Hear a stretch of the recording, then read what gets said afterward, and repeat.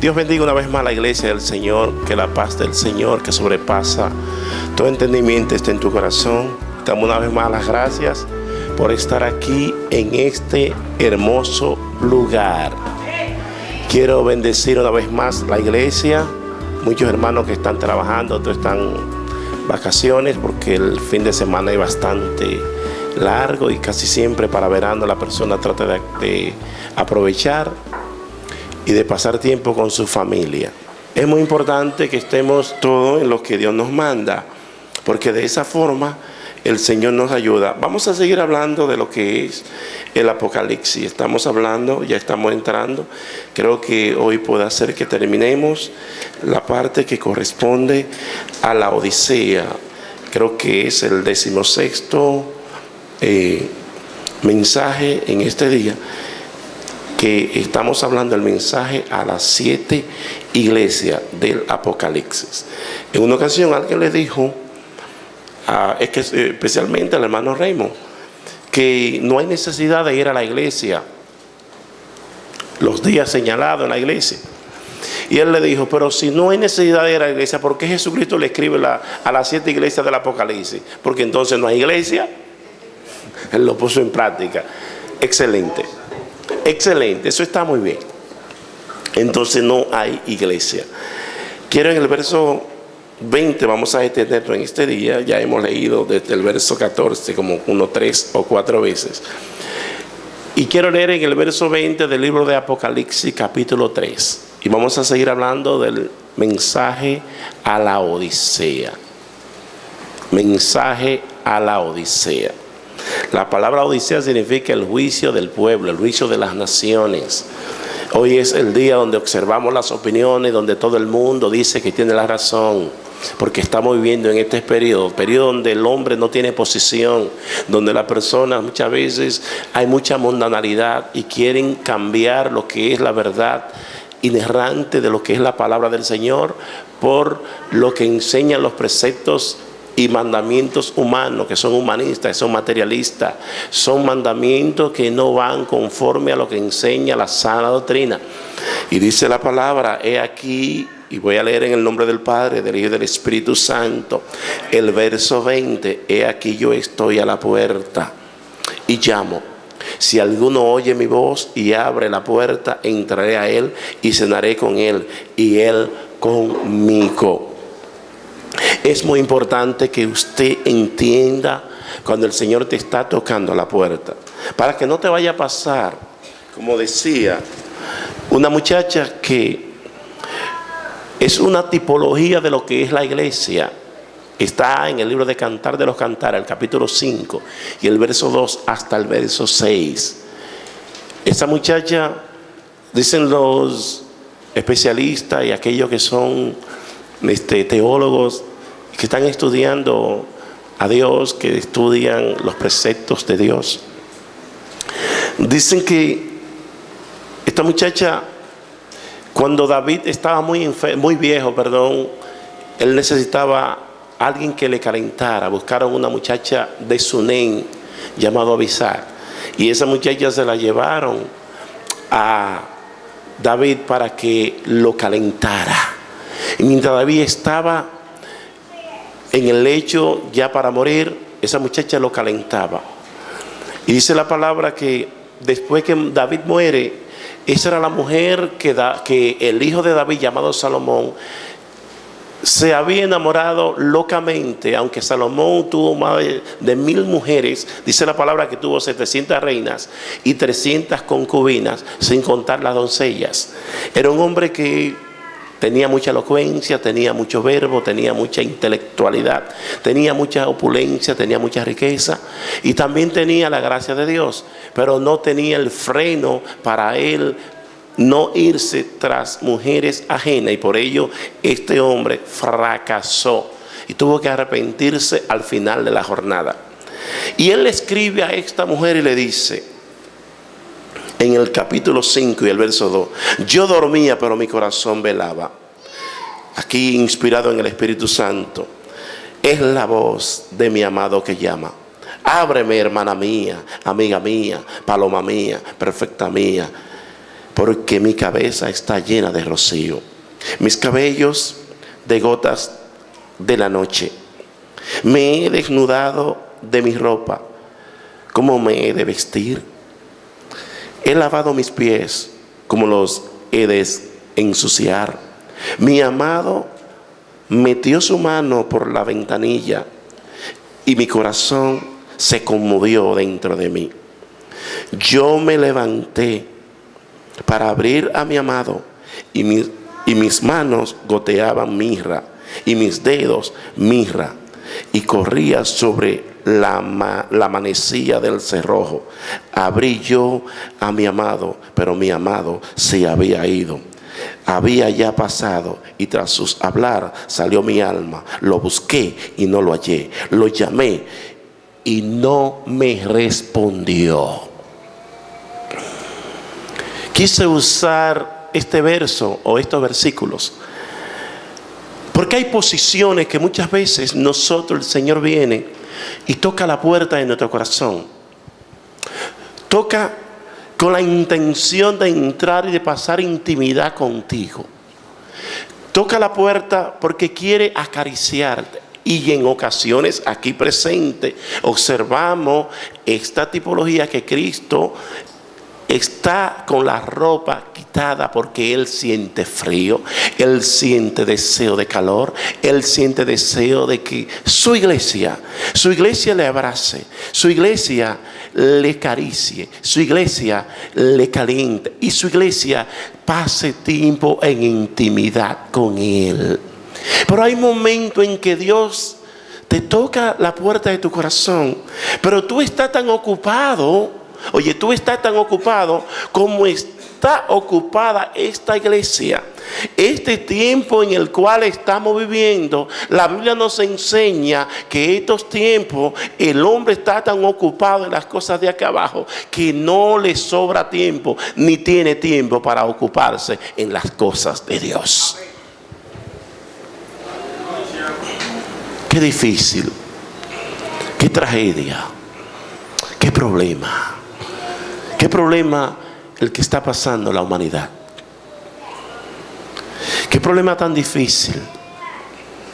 Cuando el Señor te dice que Él toca. Pero cuando tú te das cuenta, dice la Biblia que esta mujer tenía de sus manos destilaban mirra. La mirra nos habla de sufrimiento. La mirra nos habla a nosotros muchas veces de usted padecer, de padecimiento. La mirra nos habla de ese tipo de cosas. Usted tiene que entender que hay que padecer por causa de Jesús. Pero que usted, cuando usted se convierte en solamente padecer y no abrir la puerta en el momento preciso, hay problemas y los problemas no son pequeños. Qué difícil es cuando usted está padeciendo por causa de Jesús y usted no entiende el tiempo. Cuando Jesús toca tu vida, cuando Jesús toca tu puerta, cuando Jesús te llama, dice el Señor: yo estoy a la puerta y estoy llamando. Yo llamo. Es muy difícil estos tiempos que estamos viviendo. Los tiempos que vivimos es los tiempos donde el Señor dice que cuando yo regrese hallaré fe en la tierra. Oye, hallaré fe en la tierra, y el Señor está llamándote porque Él necesita pasar tiempo contigo. Y no solamente pasar tiempo contigo, sino que Él quiere habitar y comer en intimidad contigo. En los tiempos pasados, cuando usted pasaba tiempo y se detenía a comer con su amo, es porque su amo lo había identificado, y después de haberlo identificado le está diciendo a usted, oye, le está diciendo a usted: tú eres importante para mí. ¿Sabe que habían 3 tipos de comida? Y estos tiempos se practican mucho en los tiempos en que vivimos. Quizás en los tiempos, en estos países desarrollados, no se comen 3 tipos de comida, quizás se comen 2. Pero había una comida que era en la mañana, que era un pan seco que tomaba con un poquito de jugo. Ese era el desayuno que tenía el habitante en los tiempos en que el Juan el Bautista, o Juan el teólogo, debo decir, escribe esto, donde él dice: he aquí yo estoy a la puerta y llamo, si alguno oye mi voz y abre la puerta, entraré a él y cenaré con él y él conmigo. La otra comida que existía era el almuerzo. El almuerzo nos habla de que el hombre tenía que trabajar, y cuando tenía que trabajar tenía que comerse la comida y pensaba que tenía que volver otra vez a su quehacer, a su labor. Pero el Señor te ofrece la cena. En la cena era más prolongado. La persona cenaba, no tenía que pensar más en que tenía que volver a los afanes, en que tenía que volver a los problemas, sino más bien que se extendía y pasaba tiempo, se detenía y podía digerir el alimento. ¿Qué te está diciendo el Señor? El Señor no te está ofreciendo a ti el desayuno. El Señor no te está ofreciendo a ti el almuerzo. El Señor te está ofreciendo a ti la cena, porque la cena te habla ya del final de los tiempos. La cena te habla del final del día. La cena te habla del final de la jornada. La cena te habla del final de los afanes de la vida. De eso te habla la cena. Por ello tú tienes que tratar de entrar a cenar con el Maestro, para olvidarte de los problemas de la vida, para olvidarte de los problemas que te presentan diariamente. Cuando tú comienzas a comer y te sientas con el Maestro, las cosas son diferentes.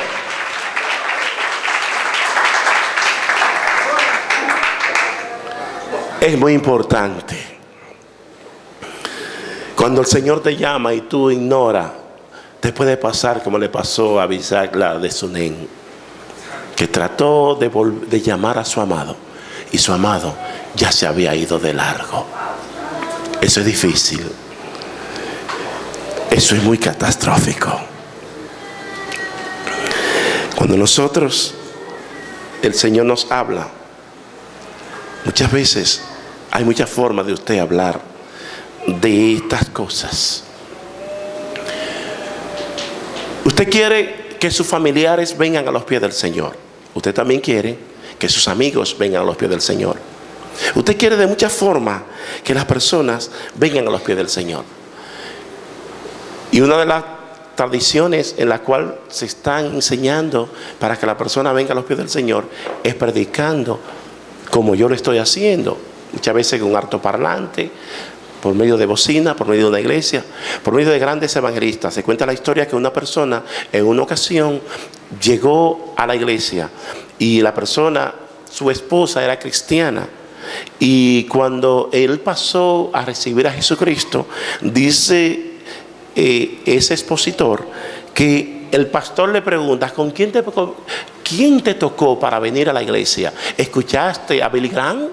¿O escuchaste a Charles Stanley? ¿O escuchaste a esos grandes expositores, a John MacArthur?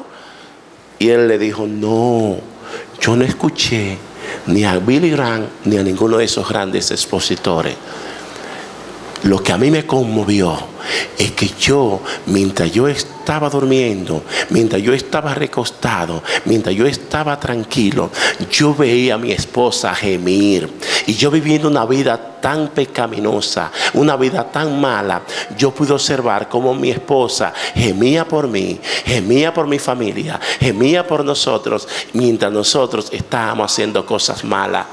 Eso me conmovió, eso me movió. ¿Qué te está diciendo el Señor? Que hay muchas formas de tú predicar. Mientras el marido está haciendo cosas malas, dale testimonio, dale testimonio. El testimonio es lo que hace y la evidencia de que tú eres una persona transformada, de que tú eres una persona que cuando la voz del Señor tú la hablas, porque Dios usa tus labios, Dios te usa para que tú transformes a otro, así como Él te transformó a ti.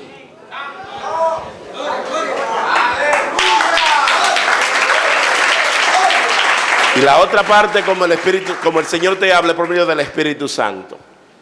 Mi esposa decía que hay que dejar al Señor que transforme, que hay que dejar al Señor que haga el trabajo.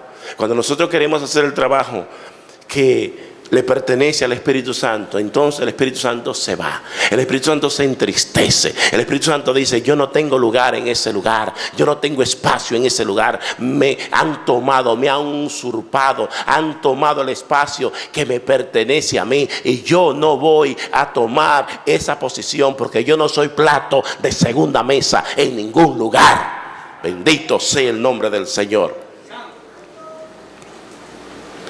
Es muy importante que nosotros entendamos la gravedad del asunto, que nosotros entendamos la gravedad de lo que nosotros estamos viviendo y estamos observando. Este es un periodo de tibieza. Observamos que cuando el Señor comienza a hablarle a las 7 iglesias, nos habla de 7 tipos de creyentes, nos habla de 7 tipos de iglesia, nos habla de 7 tipos de ministros, nos habla de 7 tipos de pastores. De eso nos habla de 7 tipos de personas, de evangélicos. Nos habla de ese 7 tipos. Hay un cristiano que es como el cristiano de Éfeso. Los efesios eran religiosos, tenían mucho conocimiento, mucho discernimiento, pero no tenían clemencia, no tenían tolerancia a aquellos que estaban en proceso de crecimiento. Cuando tú no tienes tolerancia, tú eres un religioso, y el religioso corre el riesgo de perder la relación con Dios. En otra palabra, del perder el primer amor. Cuando se pierde el primer amor, se perdió todo. El religioso que se concentra. Por eso los hermanos de Éfeso, los efesios, eran personas con mucho conocimiento. Y le he explicado a ustedes por qué ellos tenían tanto conocimiento. Porque tenían los pastores de mayor conocimiento de ese entonces. Primero, primeramente, tenían a Pablo. Después de Pablo dejó su discípulo a Timoteo. Y después, por último, dice la palabra que estaba de pastor el que escribe el libro de Apocalipsis, el apóstol Juan. Tenía 3/4 partes en el Señor. Era una iglesia con mucho conocimiento, pero tomó el riesgo de perder el primer amor. Hay creyentes que toman el riesgo, por ser religiosos, de perder el primer amor. Segundo, la de Esmirna. Un creyente sufriente, un creyente que tiene el prototipo en que está siendo perseguido, un creyente donde hay un bloqueo económico, un creyente donde quisiera adelantar, pero hay un grupo que no le dejan adelantar, un creyente que está sufriendo, pero que está sufriendo no por su propia causa, sino que sufre por la causa del Señor. Ese es el creyente de Esmirna.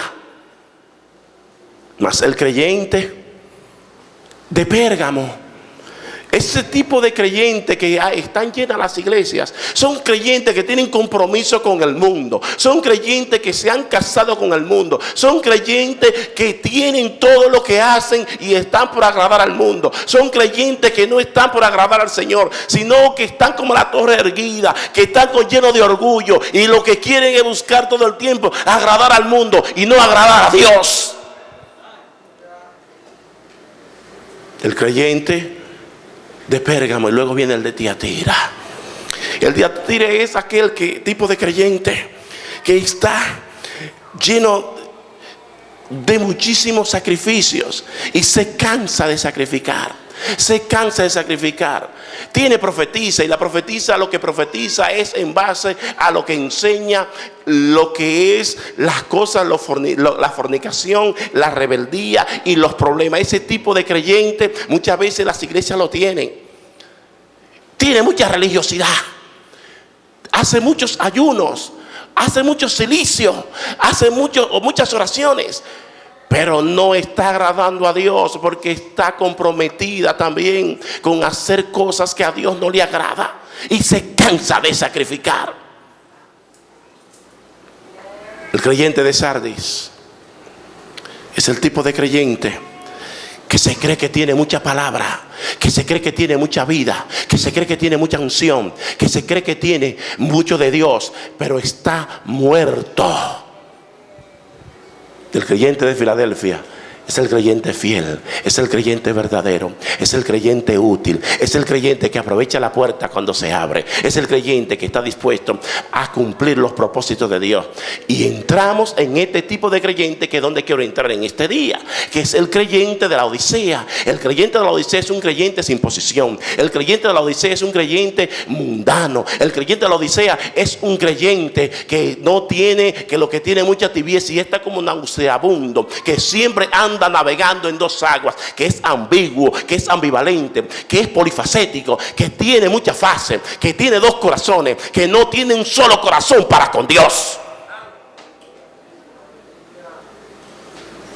Y ese tipo de creyente,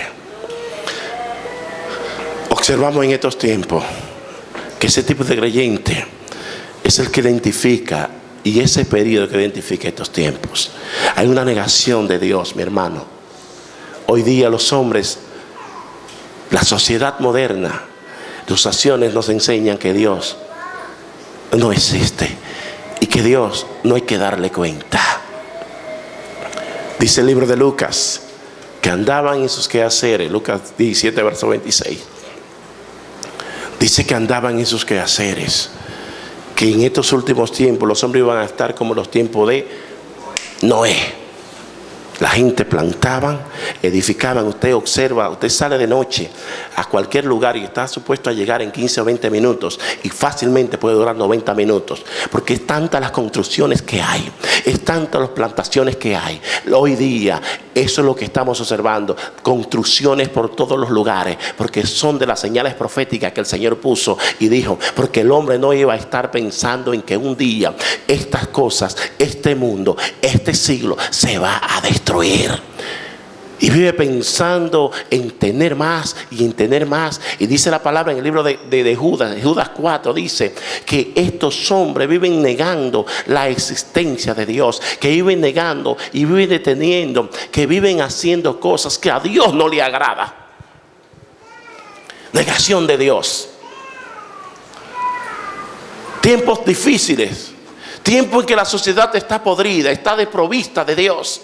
Observamos que eso solamente observamos, y muchas veces los líderes eclesiásticos, los líderes religiosos comienzan a hablar, lo que están en posiciones, comienzan a decir que han sacado a Dios de las escuelas.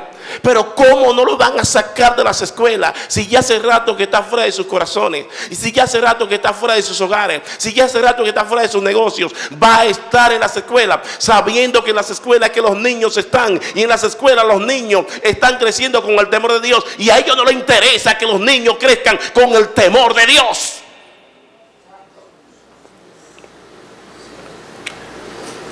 No sé si tiene Judas 4. Déjame ver si lo tiene, Judas 4. Pónmelo ahí.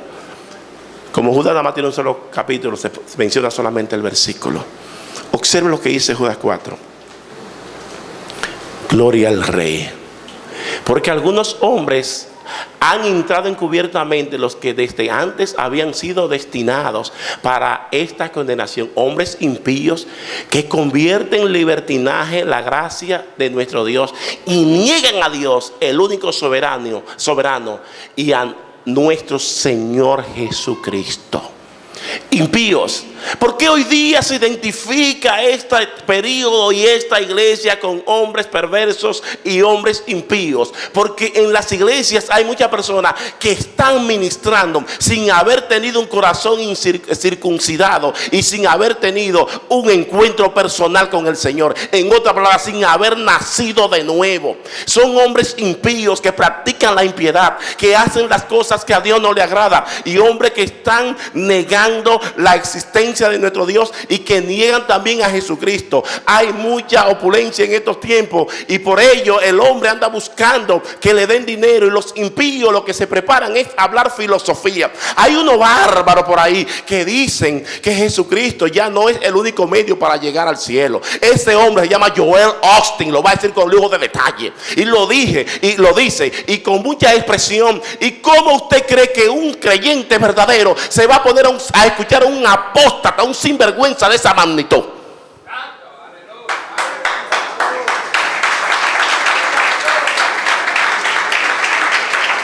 Observamos que en estos tiempos hay una negación también a la eficacia de la sangre de Jesucristo.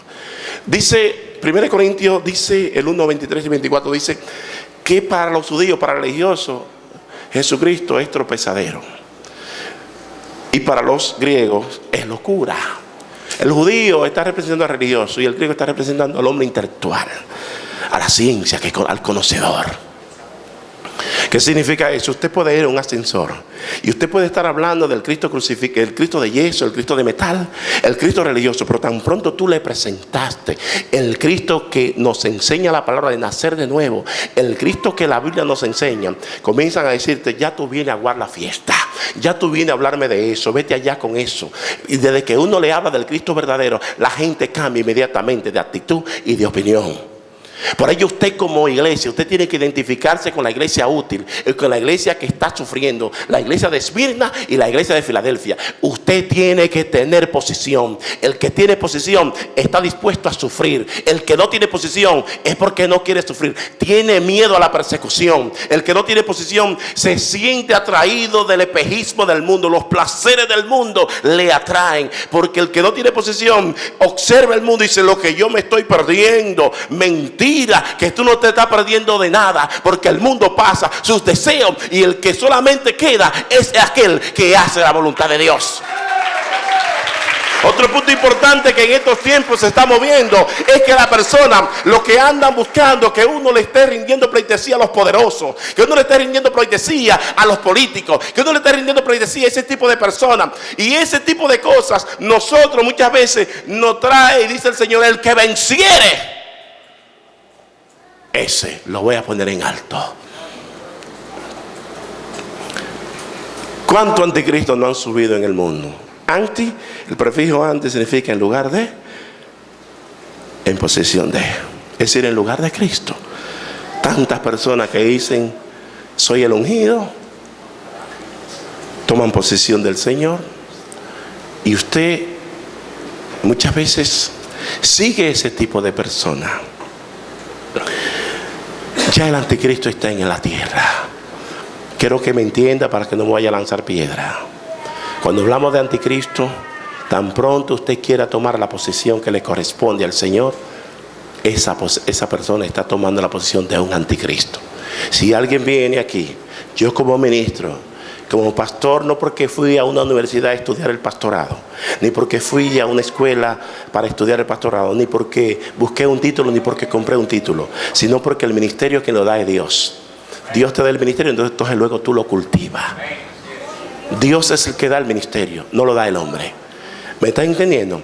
Entonces el ministerio, como Dios lo da, usted tiene que entender que cuando Dios te da el ministerio, tú tienes que saber que tú tienes que cultivarlo. Si Dios te da lo que Dios te da, cultívalo. No lo dejes encabezado. Bueno, ya Dios me dijo que yo soy evangelista y yo ya voy a comenzar a dar pecozón y a acabar como dice por ahí la película. No, así no. Usted tiene que prepararse en la palabra. A veces Dios te puede usar en profecía, te puede usar en sanidades y milagros, te puede usar en interpretación de lengua, en lengua. Pero si tú ese día el Espíritu Santo no tenés eso, la palabra siempre está para siempre. Concéntrate en la palabra y esa te va a ayudar todo el tiempo a tú seguir para adelante. No hable mucho, mucho y habla poco. Oye, el que habla mucho hace poco, y el que habla poco hace mucho. Conozco de personas que me han dicho: no, pastor, desde que yo dejé de trabajar en ese trabajito, miren, yo hasta voy a abrir la iglesia. Y cuando dábamos 3 servicios en la semana, de 2 meses iba uno. Si no funciona. Una negación al retorno de Cristo. Hay unos leones que están en la papa, que están tan en buena, que no quieren que Jesucristo venga. Adiós, pero ven acá. Y tú, el que está en buena, ¿tú crees que quisiera, si no tiene el temor de Dios, ya tienen su Dios? El que tiene su Dios no quiere que Jesucristo venga, porque son 2 señores. Dice el Señor: nadie puede servir a 2 señores. O amará a uno o aborrecerá al otro. Esto es tan sencillo como apagar un bombillo. Yo estoy trabajando en una compañía, y la compañía hay 3 o 4 jefes. Hay 2 jefes, voy a poner este ejemplo. Hay uno que me dice: yo necesito que tú me hagas esto. Pero hay otro que me dice: necesito al mismo tiempo. Uno de los 2 tú tienes que desechar. Entonces tú no puedes servir a 2 señores, porque te va a volver loco. Te vas a volver loco, número 1. Y número 2 es que tú tienes que tener posición. O sirve a Dios o sirve al diablo, a uno de los 2. Aquí esto no hay término medio. Este vehículo no tiene dique neutro. En este vehículo o hay primera o hay reversa. No hay término medio. O está con Dios o está con el diablo. No pierda tu tiempo tratando de servir a Dios a media, porque el que sirve a Dios a media pertenece al cuerpo, pertenece al equipo, pero como es tibio, eso le causa náusea, es nauseabundo que te conviertes tú. Las acciones tuyas le dan asco, le dan náusea al maestro, y el maestro dice que por tanto, como tú no eres ni una cosa ni eres la otra, ya yo me he cansado. Yo te voy a hacer para afuera. I'm throwing you out. I'm vomiting. Te voy a vomitar. Eso es lo que dice la Biblia, no lo estoy diciendo yo por si acaso. Por cuanto no eres ni una cosa ni la otra, te voy a vomitar de mi boca. Es importante mantener posición. Y te quiero decir otra cosa, que eso te puede ayudar bastante. Después que el temor de Dios se ha apoderado de ti, después que el temor de Dios ha entrado a tu corazón, después que el temor de Dios está en tu vida, mira, aunque tú quieras gozarte en el mundo, jamás te vas a gozar en el mundo. Quiero decirte que mejor toma la decisión y te comienza a gozar en el Evangelio. Comienza a decirle a la voz del Espíritu Santo que tú quieres que Él entre a tu vida. Tú quieres abrirle la puerta de tu corazón. Dile, yo quiero que tú entres a mi vida. Ya yo estoy cansado de jugar al jueguito ese de la tibieza. Yo quiero ser caliente o voy a ser frío, porque ya yo te conocí. Una ocasión fui caliente. Yo no quiero ser tibio, porque no voy a gozar jamás de la vida del mundo. Yo quiero gozar de tu vida, porque en la vida tuya es que hay plenitud de gozo y hay delicias a tu diestra.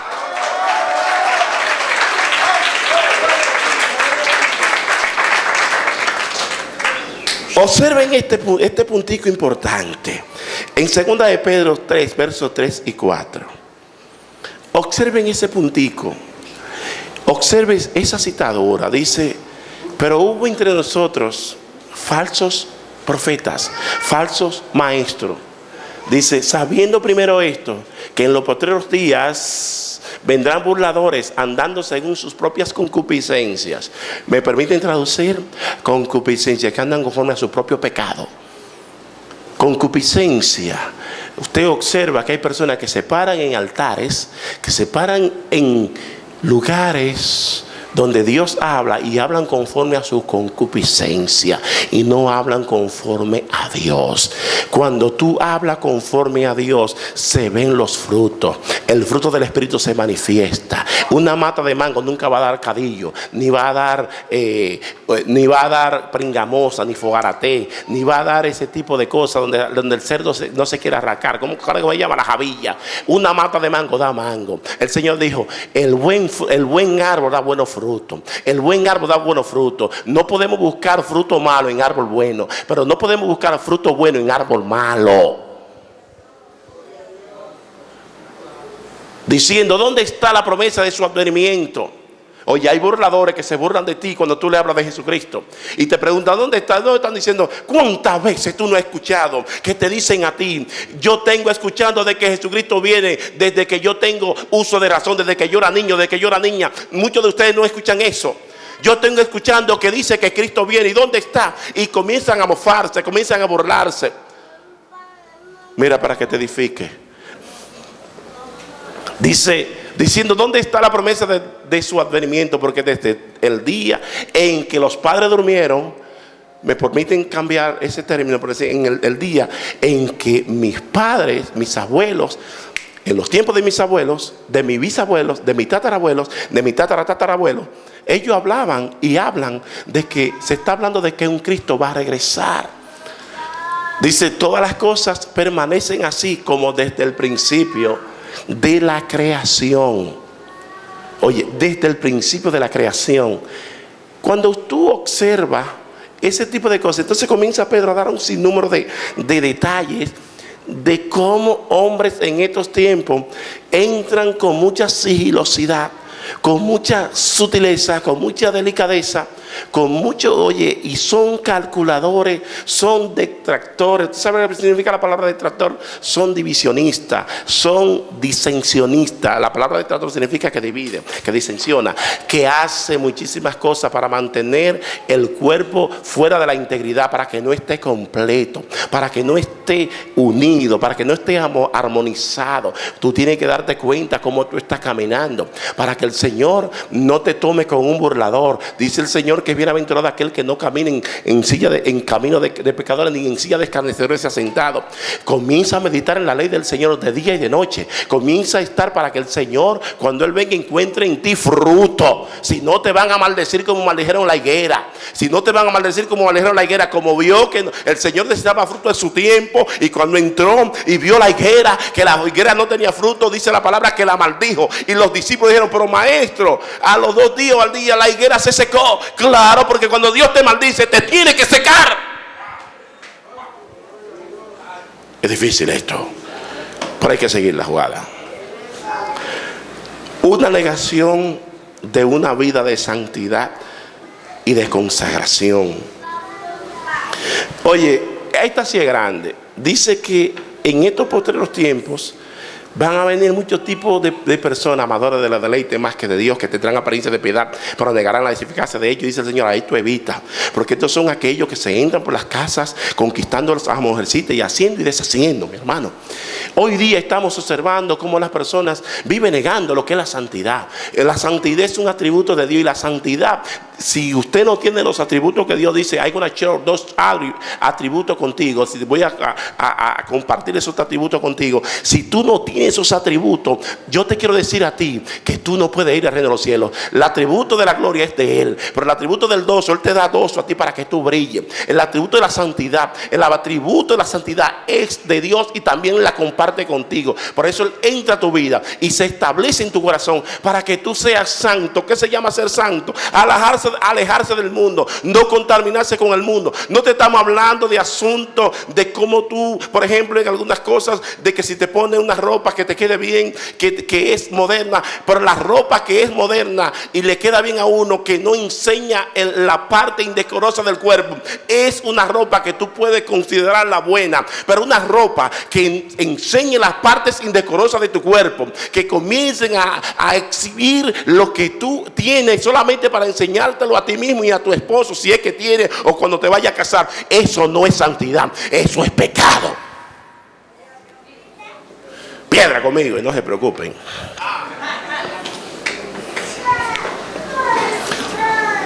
Bendito Dios. Una negación a la sana doctrina. Una negación a la sana doctrina. Segunda de Timoteo 4 dice que en los últimos tiempos iban a venir muchos tipos de personas y que iban a enseñar doctrina de demonios y que iban a detener la sana doctrina. La sana doctrina, una doctrina saludable, es una doctrina que mantiene un balance. Es una doctrina que mantiene un balance, ni para un lado ni para el otro. No somos de aquellos que hay que circuncidarse cuando tú viniste a los pies del Señor. Los judíos enseñaban que había que tener ley y había que tener también la gracia. Si hay ley y hay gracia, entonces la ineficacia de la sangre de Jesucristo, la ineficacia de la gracia del Señor, eso no tiene función. Entonces usted tiene que entender que la gracia del Señor, Él te va despojando, Él te va ayudando, Él te va guardando. Él cada día más va haciendo el trabajo, va haciendo la gracia del Señor. Mire, aquí nadie está de pie por esfuerzo humano, ni nadie va al cielo por esfuerzo humano. Todo es por gracia. Si alguien toca un instrumento es por gracia de Dios. Si puedo predicar es por gracia de Dios. Si puedo hablar es por gracia de Dios. Si tengo salud es por gracia de Dios. Si hoy puedo respirar es por gracia de Dios. Todo es por gracia de Dios. Para que estemos claros. Bueno, ahora yo voy a ayunar, que yo cuántos días. La iglesia está ayunando y quiere que el Señor le dé un templo. Y entonces vengo yo como el fariseo. Mira, nosotros ayunamos 7 días dando el templo, obligado. Nosotros diezmamos, mira, mis hermanos, mira, dando el templo.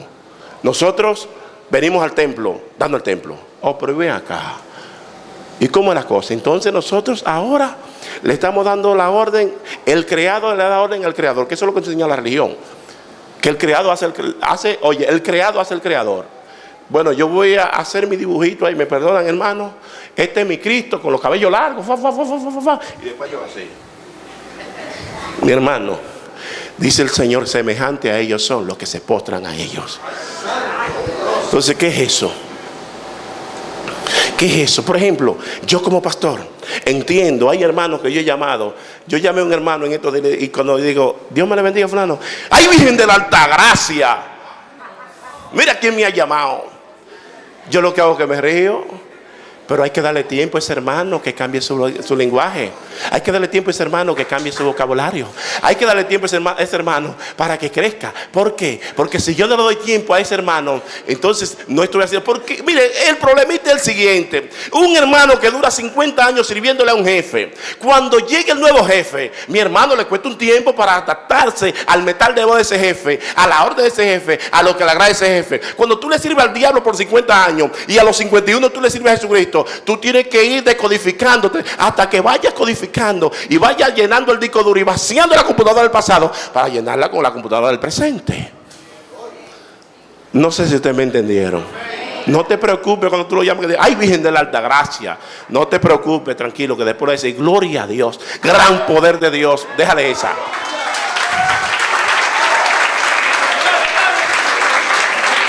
Oye, hay una negación a la libertad que Cristo te da.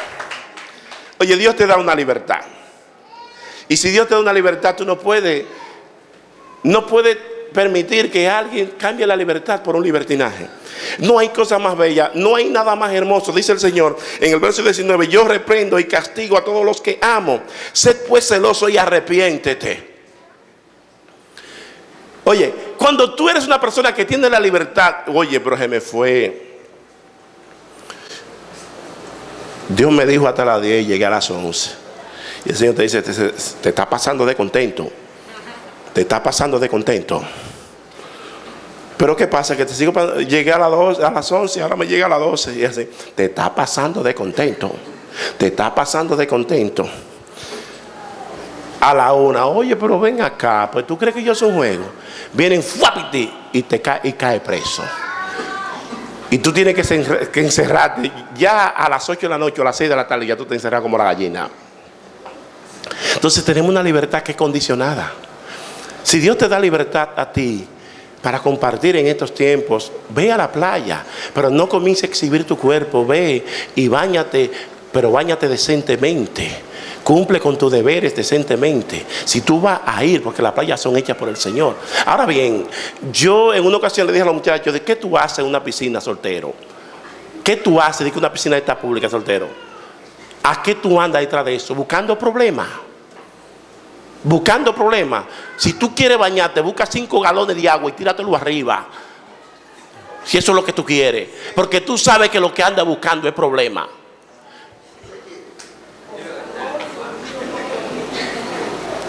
No va a seguir porque después va a pecar. Una negación a la verdad moral. Oye, una negación a la verdad moral. ¿Por qué hay tanta confusión en estos tiempos? La negación que existe a la verdad. Dice la Biblia que el Señor mismo desde los cielos, hay una ira que tiene porque Él le entregó a pasiones vergonzosas, a pasiones desordenadas, hombre con hombre, mujer con mujer. Hoy día observamos que se practica lo que es la orgía, y le voy a explicar esto después, no quiero darle mucho detalle porque hay niños, lo que es la orgía y ese tipo de cosas, y hay negación a lo que es lo verdadero, una negación a lo que es la verdad moral. La verdad moral, estamos observando el juicio de las naciones, tiempo de la Odicense que estamos viviendo, donde todo el mundo opina y la opinión de Dios no tiene valor. La opinión de Dios no tiene ningún valor, no tiene nada validez. Lo que Dios habla no tiene ninguna importancia. Lo que Dios habla es lo peor. Eso dice lo que trae el pensamiento nihilista, donde dice, la misma palabra lo dice, nihilo, nada. En los procesos uniformes de nuestras vidas, en otras palabras, los pensamientos pasados carecen de fundamento, no tienen punto de apoyo. Muy especial la verdad moral. No hay que creer en nada. Si te gusta algo, si te quieres andar en pelota, camina desnudo. Si quieres hacer el amor al aire libre, hazlo, que eso no importa. Porque lo que observa y lo que dice la Biblia, eso carece de fundamento. Bueno, Dios purgó la tierra con agua, porque el agua es para purificarse. Pero hay algo que ustedes observan que cuando los que tienen niños pequeños, no solamente están como que no quieren, y cuando los que trabajan en asuntos de medicina, como que no se sienten conformes con lavarlo solamente con agua, ¿qué le meten? Candela. Jabón, candela. Entonces, como no funcionó la primera vez, voy a purificar con fuego. Y la verdad moral nos enseña la palabra. Oye, tú no vas al cielo porque eres un moralista. Tú no vas al cielo porque eres un verdadero. Tú vas al cielo porque recibes a Jesucristo como Salvador y como Señor. Y todo aquel que tiene a Jesucristo anda y camina conforme a su verdad. No conforme a la verdad de los hombres, sino conforme a la verdad de Dios. La verdad de Dios es absoluta. La verdad de los hombres es relativa. La verdad de Dios se mantiene. La verdad de los hombres varía. El absoluto de Dios, oye, los principios de Dios son absolutos. Los principios del hombre van conforme al lugar y a la instancia donde tú estás. Pero la verdad de Dios y los principios de Dios son siempre permanentes y para siempre. Y una negación a la autoridad de Dios y a la autoridad establecida por Dios. Judas 8 hasta el 10 nos habla. No obstante, de la misma manera también estos soñadores mancillan. ¿Sabes lo que significa la palabra mancillar? Mancillar es manchar, contaminar. Mancillan la carne, rechazan la autoridad y blasfeman de las potestades superiores. Blasfeman de las potestades superiores. Dice el verso 9, pero cuando el arcángel Miguel contendía, aquellos evangélicos que por todo están echando el diablo, que yo que, miren esto, buscapié, observen eso. Pero cuando el arcángel Miguel contendía con el diablo, disputando con él por el cuerpo de Moisés, no se atrevió a proferir juicio de maldición contra él, sino que dijo: el Señor te reprenda. Eso de estar maldiciendo a gente, eso hay que tener mucha cuenta, ni aun a los demonios, mi hermano. Porque más adelante dice en el libro de los Hechos, capítulo 19, en donde el Señor muestra cuando un tal hijo de Seba comenzó a reprender demonios y dijo: pero si eso Pablo lo hace, dice los 7 fenómenos, eso. Dijo: mira, yo te voy a echar fuera en el nombre del Cristo que predica, de Jesús que predica Pablo. Miren, eso es como cuando uno va y cuquea a las avispas. Y esos demonios lo han cuqueado. Y esas avispas se han puesto como que estaba caliente y le han quitado, le estaban por quitar el nido donde ellas están. Y de esa campanela, una cieguita que hay, que pican durísimo. Y cuando le dijeron eso, dice la palabra que el demonio o el endemoniado pudo más que los 7. Dice: a Jesús nosotros conocemos y sabemos muy bien, o a Pablo nosotros conocemos y sabemos muy bien quién es Jesús. Cuando usted no está sujeto a una autoridad, usted no tiene ninguna autoridad. Usted no tiene ninguna. Jesucristo enseñó eso muy claro y dijo, cuando le estaba hablando al siervo del centurión, o le estaba hablando al centurión que le enviaron para que sanara, porque había unos favores que había que pagárselo. Y los favores a veces se pagan. Cuando tú le haces un favor a Dios, Dios te lo paga. Y los discípulos dijeron: maestro, ese hombre no ha hecho ha hecho sinagoga y todo. ¿Sabes? Ten compasión de él. Dice la palabra que cuando entró el centurión, que él iba de camino, ni siquiera él era él le estaba haciendo el mandado. Él le mandó a decir al maestro: dile a él que yo soy un hombre sujeto a autoridad. Que cuando yo le digo a una gente a una cosa, lo hace. Al otro a la otra lo hace. Dile que diga la palabra. Que como él diga, así será hecho. Dice la palabra que el Señor se admiró de la fe de este romano y dijo que ni aún en Israel había encontrado tanta fe. El centurión entendía que había una palabra llamada upotazo, que es la palabra que se usa para el término militar. Cuando usted recibe orden de un cabo y el cabo recibe orden del sargento, y el sargento del teniente, y el teniente del capitán, el capitán del mayor, y el mayor del coronel, y el coronel del general, y el general del presidente, el cabo está dando la orden. No es del cabo, es del presidente que viene la orden. No sé, no entendieron, pero dejémoslo ahí.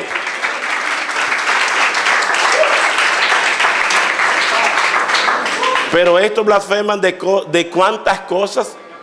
Oye, estos blasfeman de cuántas cosas no conocen y en las que por naturaleza conocen también. Lo hacen como quiera. Se corrompen como animales irracionales. Usted ni es un animal irracional. Usted es un hombre de Dios y una mujer de Dios. Y termino con esto. Al que venciere le daré que se siente conmigo en mi trono, así como yo he vencido y me he sentado con mi Padre en su trono. El que tiene oído para oír, oiga lo que el Espíritu dice a las iglesias. Esto no es para flojo. Esto no es para gente que venga y por cualquier cosita se degarita, como dicen los dominicanos, get out of here. No es por cualquier cosita que usted se va. Esto es para gente que tienen valor y que saben tener lo que se conoce como la paciencia, el upomore, que aunque esté debajo, aunque le esté dando candela, aunque le esté dando fuerte, se mantiene todo el tiempo tolerando las imperfecciones y defectos de su prójimo y se mantiene concentrado, esperando aquella bendición que Dios le tiene, porque dice es al que venciere. Oh, pero hay quienes quieren vencer estando en un hotel de 5 estrellas. Y usted cree que en este camino usted cree que usted puede conseguir unción a base de usted estar en un hotel de 5 estrellas. Hotel de 5 estrellas hay que coger su receso, porque también uno coge su brequecito, uno coge su vacacioncita. Pero aunque tú cojas tu vacacioncita, en Dios tú puedes estar en un avión y puedes estar orando. Tú puedes estar en un hotel, puedes estar orando. Tú puedes estar en la tienda, puedes estar orando. Tú puedes estar donde tú estés, en un resort, tú puedes estar orando. Donde quiera que tú estés, tú estás meditando en Dios. Tú no tienes que estar ayunando. Tú no tienes que estar muchas veces como el que está orando al aire libre. Señores, no. En la mente tú lo puedes hacer. Dice la palabra que es al que venciere. El Señor te dice que escuche. No es que desescuche, sino que escuche. No escuche con tu oído literal, sino escucha con tu oído espiritual. Y la palabra escuchar, viendo de un contexto más profundo, significa obedece lo que Dios te está diciendo. Ponte de pies, iglesia. Gracias por tus palabras. Gracias por lo que tú en este día has hablado. Gracias por la enseñanza. Gracias por tu dirección. Gracias por tu guianza. Gracias, Señor. Gracias, Señor. Dale gracias al Señor, iglesia. Dale gracias a Cristo. Dale gracias al Rey. Dile al Señor muchas gracias. Gracias por lo que me ha hablado en este día. Gracias por lo que me ha hablado ya en esta tarde. Gracias, mi Rey. Gracias.